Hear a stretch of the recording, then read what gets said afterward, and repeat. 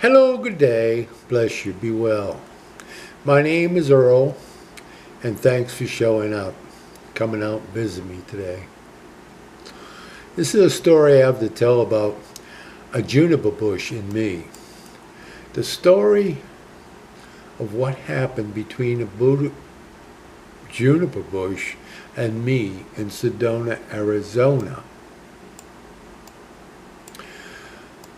Bell Rock is just outside Sedona, Arizona, and we stopped there on the way to the airport. There were a few minutes in the space-time continuum that we could spend thanking the great all and everything, if that was what it pleased us to do. And that is what we did, because it pleased us. I followed the path higher up on Bell Rock, the vortex.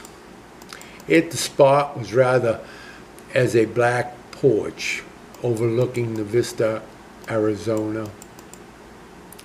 Red rock, blue sky, patches of green, small trees, equally spaced. Trees give each other a growing room in Arizona. Very little water here.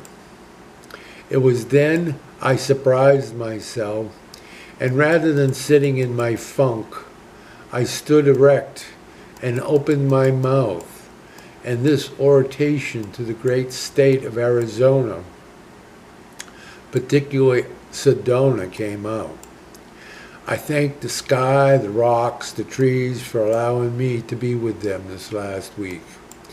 And I said it with heart, vibrating with real thanks, heartfelt thanks. When I finished that, I turned and started to leave, when I noticed a small juniper bush. It was only 2.5 or 3 feet tall, its roots going down into the rock. It may have been 75 years old, a natural bonsai tree. Little water, much heat, no soil, yet grow it did. I'd seen many of these over the week and was in the habit of breaking off a twig to sniff. They smelled like Aramis cologne. I would carry the twig for hours smelling, the aroma clearing my head. This time, as I reached out my hand to pick the twig, a voice spoke to me in the back of my head. Ask first, it said. So I started telling the bush how wonderful it was, and I just said nice things to the bush. I don't know what now that I said, but talk I did, and went on and on. And then the voice said, could we hurry this up a little bit? So I did, and possibly said something like this: thank you. At that moment, before my eyes, a small bud grew on the top of the bush. Then it opened a tiny yellow flower. This all happened faster than the time it took me to write the last sentence. Right then I was filled with love, a love that vibrated my soul. I vibrated and cried.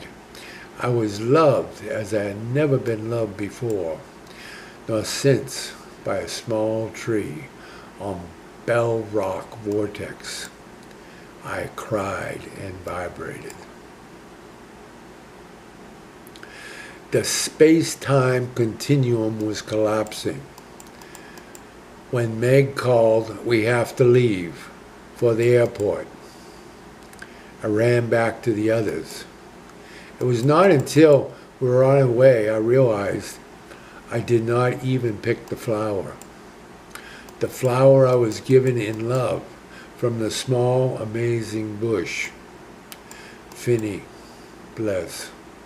As a P.S., I was to find out later that the juniper bush when used as a flower essence, is what I needed for my heart issues that I was going through at the time.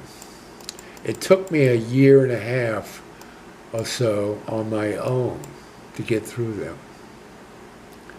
The point being, could it be true, as the old ones say, that whatever you are needing for whatever is within your arm's reach? Bless. Be well. Thank you for your time and listening. If you like, please like, share, subscribe, do all that stuff if you want to. And respond. I'd love to hear what you say about the whole thing. Be well. I be gone.